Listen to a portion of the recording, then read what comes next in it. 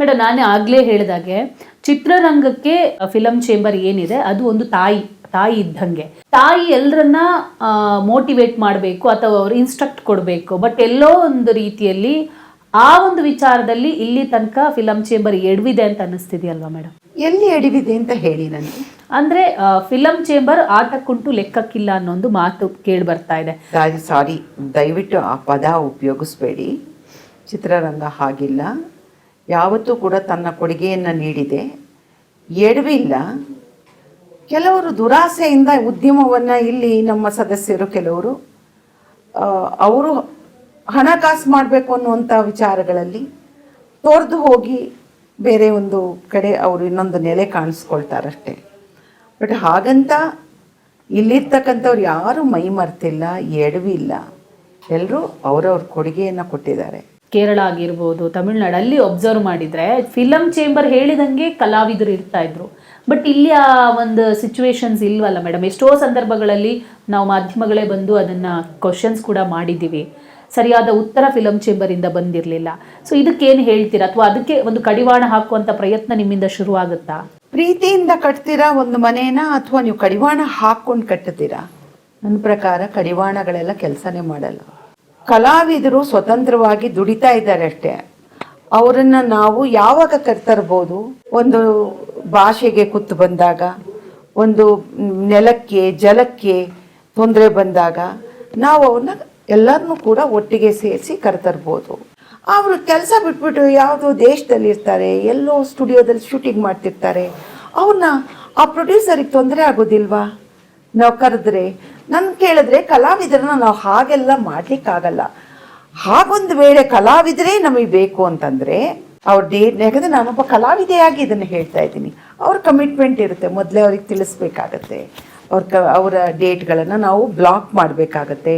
ಅವ್ರನ್ನ ಕರೆಸಿ ಗೌರವಯುತವಾಗಿ ಅವರಿಗೆ ಆ ಕಲಾವಿದನಿಗೆ ಸಿಗುವಂಥ ಪ್ರೊಜೆಕ್ಷನ್, ಅವನಿಗೆ ಅದನ್ನು ಕೊಡೋ ಗೌರವ ಅಷ್ಟು ಕೊಟ್ಟು ಕರಿಬೇಕಾಗತ್ತೆ. ಇವತ್ತಿನ ಸಿನಿಮಾ ಯಾವ ರೀತಿ ಎಲ್ಲಿಗೆ ಬಂದು ನಿಂತಿದೆ? ಒಳ್ಳೊಳ್ಳೆ ಕತೆ ಇದ್ರೂ ಕೂಡ ಜನ ಸಿನಿಮಾನ ಒಪ್ಕೊಳ್ತಾ ಇಲ್ಲ, ಥಿಯೇಟ್ರಲ್ಲಿ ಸಮಸ್ಯೆಗಳು ಕಾಡ್ತಾ ಇದೆ. ಇದಕ್ಕೇನು ಹೇಳ್ತೀರಾ? ಇದಕ್ಕೇನಾದರೂ ಫಿಲಂ ಚೇಂಬರ್ ಕಡೆಯಿಂದ ಇಲ್ಲಿ ಚಾಲೆಂಜ್ ಇರೋದು ಎರಡು ಥರದ್ದಿದೆ. ಹಳೆ ಪ್ರೊಡ್ಯೂಸರ್ಸು ಸಿನಿಮಾ ಮಾಡ್ತಿಲ್ಲ. ಯಾಕೆ ಮಾಡ್ತಿಲ್ಲ ಮೇಡಮ್? ಅವರಿಗೂ ರೀಸನ್ಸ್ ಇದೆ.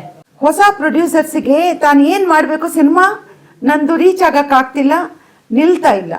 ಯಾವತ್ತು ಟೆಲಿವಿಷನ್ ತಲೆ ಎತ್ತುತ್ತಲ್ಲ, ಯಾವತ್ತು ಜನ ಮನೆ ಒಳಗೆ ಕೂತ್ಕೊಂಡ್ರಲ್ಲ, ಸಿನಿಮಾನ ಸಣ್ಣ ಬಾಕ್ಸಲ್ಲಿ ನೋಡ್ಲಿಕ್ಕೆ ಶುರುವಾದ್ರಲ್ಲ, ಅಲ್ಲಿಂದ ಶುರುವಾಯ್ತಿದು. ನಾವು ಕೂಡ ಬದಲಾದ ವ್ಯವಸ್ಥೆಗೆ ಹೊಂದ್ಕೊಂಡು ಸಿನಿಮಾಗಳನ್ನು ಮಾಡಬೇಕಾಗತ್ತೆ. KGF ಇರ್ಬೋದು, ಕಾಂತಾರ ಇರ್ಬೋದು, ನಮಗೊಂದು ತೋರಿಸ್ಕೊಟ್ಬಿಟ್ರು. ಭಾರತದ ಭೂಪಟದಲ್ಲಿ ಕರ್ನಾಟಕ ಎಲ್ಲಿದೆ, ಸಾವಿರಾರು ಕೋಟಿ ಸಂಪಾದನೆ ಒಂದು ಕನ್ನಡ ಸಿನಿಮಾಗಳು ಮಾಡುತ್ತೆ ಅನ್ನೋ ಸಾಧ್ಯತೆಯನ್ನು ನಮ್ಮ ಮುಂದೆ ಇಟ್ಬಿಟ್ರು. ಇದು ನಮಗೆ ಸ್ಫೂರ್ತಿಯಾಗಿದೆ.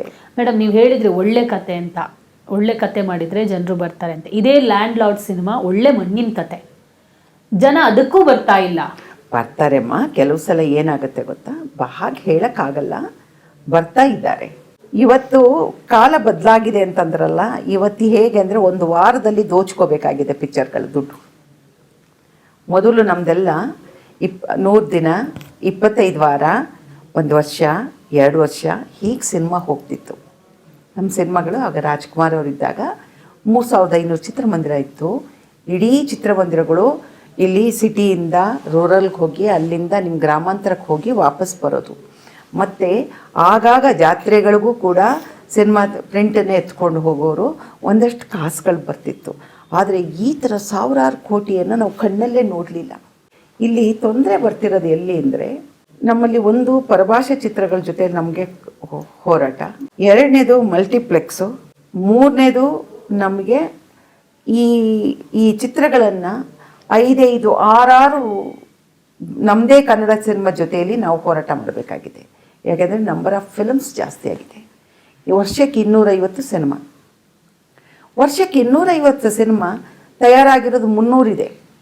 ಸೊ 250 ಸೆನ್ಸಾರ್ ಆಗಿರುವಂಥ ಸಿನಿಮಾಗೆ ಅವರಿಗೆ ಕಾಯುವಂಥ ಇದು ಇಲ್ಲ, ಪೇಷನ್ಸ್ ಇಲ್ಲ. ಪಾಪ ಅವರಿಗೂ ಏನು ಮಾಡ್ತಾರಮ್ಮ, ಸಾಲ ಸೋಲ ಮಾಡಿ ಒಂದು ಸಿನಿಮಾನ ಮಾಡ್ತಾರೆ. ಆ ನಿಗದಿತ ಟೈಮಲ್ಲಿ ಅವ್ರಿಗೆ ರಿಲೀಸ್ ಆಗಿಬಿಡ್ಬೇಕು. ಅದಾಗಲಿಲ್ಲ ಅಂದರೆ ಅವ್ರು ಎಲ್ಲಿ ಹೋಗ್ತಾರೆ?